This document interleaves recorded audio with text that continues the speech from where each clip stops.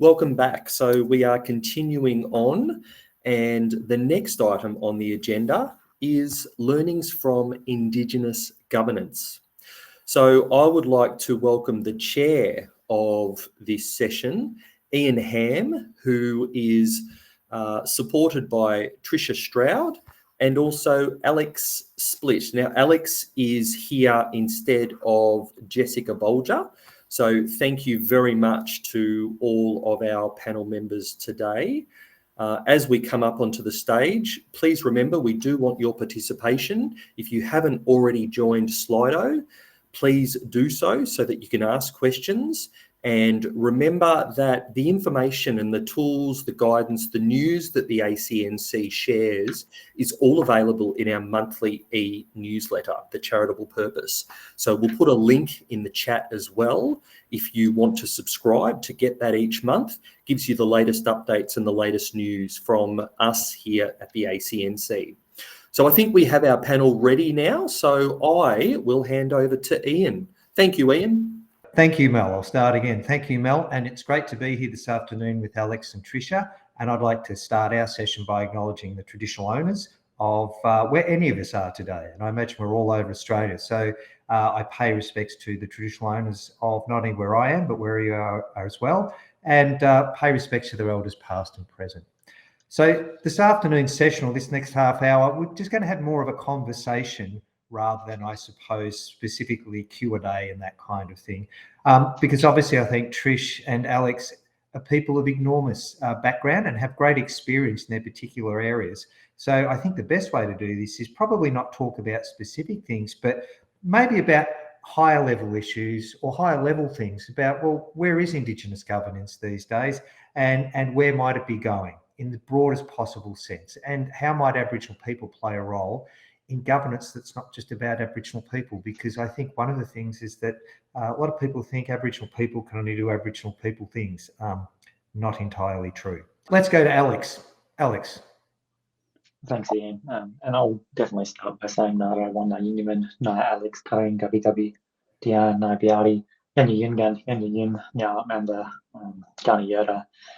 And certainly acknowledge the role that Ian has played in my life as well as being a person I've long looked to for his leadership. And, you know, as a humble man that you are, Ian, there's no doubt that you would say there is many who have created the environment where First Nations knowledge systems can be in these rooms and in these spaces. But certainly in my career, you have played a pretty instrumental role both in the public service and in the Aboriginal community controlled sector. So I'm calling in today on behalf of the Australian Indigenous Governance Institute, or AIGI. I'll refer it to as the Deputy Chair. My background is a Gubbi Gubbi man, so my country is the southeast coast of Queensland, but I've lived and worked across Melbourne, and now Gunnedah and Adelaide Hills, where I reside. And my background's mainly in social policy, public policy reform and transformation. So that's me in a nutshell. Okay, Alex, one of the things I'm interested in is, and particularly with the Australian Indigenous Governance Institute, is around the landscape for Aboriginal people in governance today, 2024, and I guess in the third decade of the 21st century. So if I was to ask you, give me a general overview of how you see Aboriginal people in governance, how would you respond to that? Or what do you think where we're at today, as opposed to when I was but a young man back in the 20th century? Where do you think we are in the third decade of the 21st century, rather? Yeah, that's a great question. It probably really does steep itself in what Aboriginal self-determination is and how it's evolved over time. It's not a fixed asset for community, but a particular principle or an ideology on how we operate and conduct ourselves. And just by way of background, AIGI was founded in 2012 by some pretty smart black fellas who recognised that whilst the Westphalian governance system is really important, it didn't necessarily take into consideration a worldview on First Nations sovereignty, but particularly the way that we are in the world. And if you were to look at the importance of governance in setting in place controls that inform behaviour, I think our communities have always had the intelligence, the accountability and the transparency in place to assure that we are accountable back to the people we serve. And in this sense, it's our communities. So the foundational muscle there is established. The challenge is the intentional denial of our participation in the economy, which has kind of slowed down our progress into how we become masters of a Western environment. And I think slowly over time, increasing the opportunity for self-determination to be realised in a much more of a Western sense. I think we've quickly been able to come up to a certain level of acumen in Westphalian governments, but certainly there's still room for us to grow, and the opportunity for that generational transfer of knowledge, sitting in a boardroom, understanding how you conduct yourself as a director. There is pockets of excellence from both sides in a two-way governance lens, but it's a really there's been an absence of that longevity of generational transfer that I think we're starting to see really take shape now. Yeah, and I think that's really important, is that changing nature of Aboriginal involvement in governance is not only us having a presence on boards, but beyond that, what we contribute to larger, particularly non-Aboriginal entities, and it's particularly true in the not-for-profit sector. Trish, how are we going with your? No, still can't hear. No. I suppose for me, so if I expand on that, Alex, one of the things that I think about often is in terms of Indigenous governance, where we are at the moment. Today's certainly when I was, as I said before, when I was young back in the 20th century, Aboriginal governance was very much focused on the Aboriginal community and around community organisations, and it was still, I would say, very much in its infancy. If I jump to where we are now, the Aboriginal community sector, and Tricia in her role as leading ORAC is very much aware of this. The Aboriginal community sector is a very sophisticated, very large sector, and governance has to be quite sophisticated to be able to manage that. So in one sense, Aboriginal people have had to, if you like, uplift our capacity for governance for our own sector, for our own needs. Certainly, if I think about what budgets were back in the day in the 1980s, compared to budgets of some of our health services, for example, they run into the tens of millions of dollars. That's not small beer. The other part of it too, I think, is Aboriginal people being involved in governance of non-Aboriginal entities, and this is particularly true in the not-for-profit sector, rather, where increasingly not-for-profit organisations are seeking to have, particularly the large ones, to have Aboriginal people on their boards to participate in governing the whole organisation. One of the things that drives that is not only to have an Aboriginal voice at the table, because a lot of not-for-profits are increasingly working in the non-Aboriginal space, in the Aboriginal space, but they're recognising, and I say this honestly, I think some of them are surprised that the contribution Aboriginal people make to the whole of the organisation, bringing a lens of seeing things through our own eyes and what we contribute. And that actually adds to the sum total of good governance. So I like to talk about governance shouldn't be a line of sight, because that implies it's a very narrow thing, but it should be about oversight of an organisation. For that, you need to come from many angles, and the Aboriginal angle, I think, adds to that sum total when I think about Aboriginal people involved in governance, particularly on non-Aboriginal entities and not-for-profit boards. Yeah, so Trish, have we resolved it yet?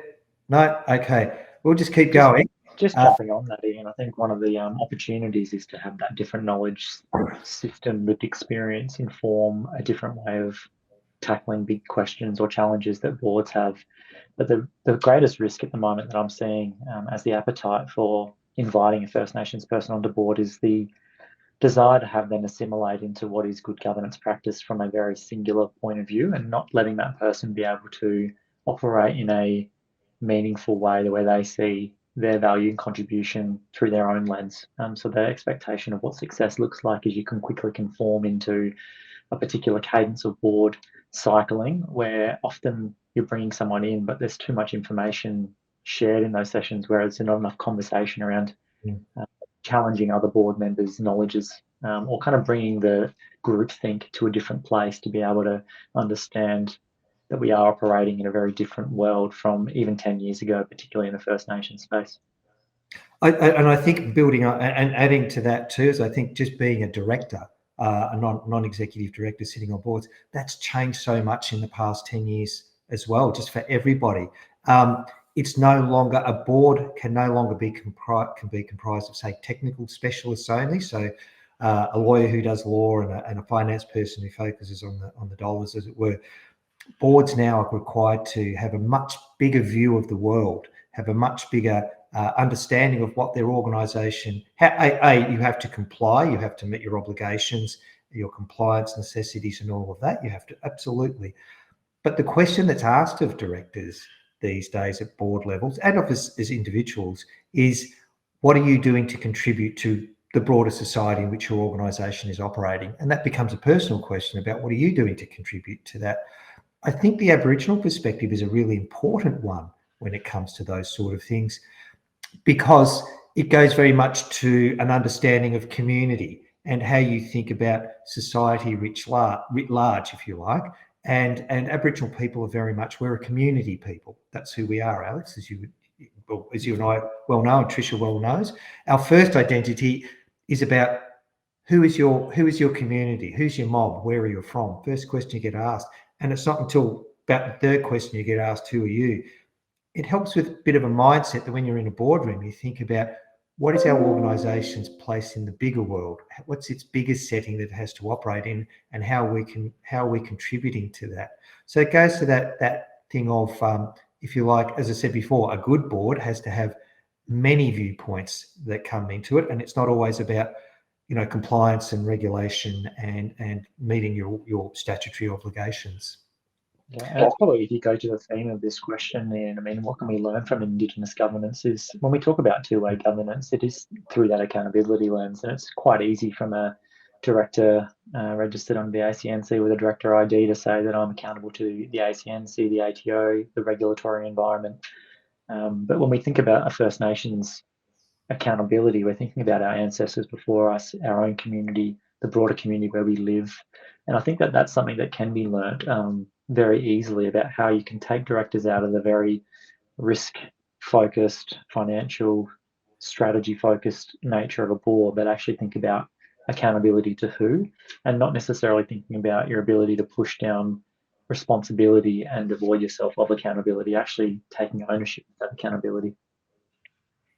Yeah, and owning that accountability, and it was actually one of the things I remember in the pre-meeting we were having about accountability to whom, and often, people think about, well, in the private sector, they think about shareholders. In the not-for-profit sector, it can be members and so forth. In the Aboriginal community, and I think this is where we have a unique position more than anybody else. If you're on the board of an Aboriginal organisation and you're Aboriginal, you'll often find that the shareholders / members are the people living in your own house, because we are a fairly close-knit community, and everybody knows everybody. So it's not like you stop being whatever you're being just because you're not in the boardroom anymore or in your job. You're not at work. You're always accountable 24 hours a day wherever you are. I mean, there are numerous times I can be at a community event or, out and about, and people run into me. They don't so much see me as Ian Hamm. They see me as the chair of the Indigenous Land and Sea Corporation, or as a board member of the Healing Foundation, or as the chair of Connecting Home, which is a Stolen Generation organisation. And people aren't shy about stopping you and asking you, or in some cases, giving you their opinion, how much you're getting it wrong. That just happens, So I think that understanding of, or the closeness of the closeness you have to the people that it's about, is, I think, very much something that Aboriginal people as board members in governance, that we have perhaps a greater appreciation of than the non-Indigenous community, primarily because it's so large and, everybody doesn't know everybody across Australia. But in the Aboriginal community, more often than not, if you don't know people, they certainly know who your family is. They'll know where your community is. They'll know your traditional owner identity, and that gives them an indirect link to you, and they can place you. And so it gives you a much greater and immediate connection. Yeah. Alex, I guess one of the things too, and from where I sit, mate, you're still a young man from where I am. You might think so yourself, but I turned 60 a few weeks ago, so you're still young. One of the things I'm really interested in as a younger person, I know the Aboriginal Governance Institute is doing a lot of work around younger Aboriginal people, and I put younger in that 35 and under category. How do younger people see their place in the world of governance or decision making, or being in places where they want to influence what's happening? How do you think that's playing out? Probably one of the things that exciting me at the moment is around the adoption of our generational thinking into more mainstream environments, particularly around strategic planning. We always have different variations of this, but generally our way of thinking is grounded in sometimes generational think. My community and the way that I think about it is Giorgio Mobirano, day of three, day of yesterday, day of today, and day of tomorrow. And I think we always need to be considerate of where we fit within that generational planning. And so for us, we know that there may be workforce development challenges, but particularly the ability to be able to navigate through multiple systems, where if our young people aren't given the opportunity to understand what Western governance looks like, but also be able to be really steeped in a cultural strength that has held our ancestors in a really strong position for us to navigate through one of history's most challenging times through the assimilation era. We need to continue to look back at that as where are the skills, what was the attitude and behaviour that served that? How can we translate that to the next generation, but know that the environment they're operating within is very different. And it shouldn't be that we would replicate the behaviours because they're of that time. Now we are invited into spaces. People are more than just keen to hear our views, but actually to adopt our views and integrate them into their strategic thinking. And so there's an opportunity to be able to give young people the empowerment of that. Your voice is not only just heard, but you actually have a strong position to influence. But with that influence comes a lot of responsibility and a lot of risk that should be individually managed. Some people do enter directorship, not really fully understanding what the obligations are and what the implications can be as a director. And I think sometimes that's overlooked when a young person's encouraged to join a board. Have they been given the informed consent to actually understand what they're committing to? And I know that there was a story about Colin Briggs, a young Corey fella in Victoria, who suddenly realised he had a massive tax debt that fell on his shoulders, and there was probably a lack of understanding, but an encouragement that was maybe not as appropriate as it should have been for him to join a board without fully understanding what could be the implications. So we are seeing a lot of organisations do the succession planning where they're inviting young people to, as observers, participate on boards so they can understand the conversation, the cadence, but also give them the familiarity with how business is done in service of community. It's one of those things actually, which I'm very conscious of, is that in the and I will put it in inverted commas, the excitement and the endeavour to have, Aboriginal people on boards, and particularly getting younger people involved, some of the basics can be overlooked. And you're right, unless that stuff is done properly, it can come off second best. The outcome can be worse than what you're trying to achieve. So I think that homework needs to be done first. The Observer program, I'm a huge supporter of that. Getting younger Aboriginal people into boardrooms just to see how they work, see what they're about, see what they're not about. I think that's equally important, seeing what they're not about. For me, that's as important as working out how does business get done, what doesn't get done, what a board, where it needs to keep its focus and where it doesn't keep its focus. For me, one of the things I'm really keen on, and as you know, I make light that I turned 60, but I'm moving towards the end of a whole bunch of things being 60 rather than being 20, as it were. But one of the things I really want to see is Aboriginal people in as many boardrooms as possible across the length and breadth of Australia, be that for profit, for not for profit, for public sector ones, whatever it might be. Building up simply the sheer numbers of Aboriginal people being able to participate in that, and meaningfully over a long period of time. So really we are looking at younger people doing that, Alex. And I suppose in another thing I do, so I'm on the board of the Australian Institute of Company Directors. So the AICD is very keen and very aware of its responsibility to support how does it increase board diversity and how does it prepare boards for the challenges ahead into the 21st century. And they're getting bigger and more expanded every day. The AICD is very much aware that Aboriginal people will play a very important and key role in that, particularly around us when we look at the climate challenges, environmental challenges, social and community cohesiveness challenges. Aboriginal people have a great deal to offer in that. And I'm particularly cognizant of that when it comes to younger people. A bit controversially, I always like to drop in a controversial statement. Not all older Aboriginal people are wise and all-knowing. Some of us are just old, and we're just old fellas, and we're just as silly as we were now as when we were young. A lot of wisdom resides in our younger people who have a better understanding of the complexities of the 21st century than we do.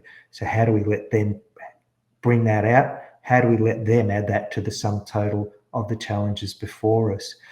I guess in an NFP sense, in particular, from a regulatory sense, Alex, if you did say catch up with Sue Woodward, the Commissioner of the ACNC, from being and I put you in a leadership position in the Aboriginal community, and particularly of those who, as I said before, I put in the younger category. If you were having a chat with Sue, what would be, say, the 2 or 3 points you'd really like to make to her about when thinking about Aboriginal people in governance and where our future lies in it?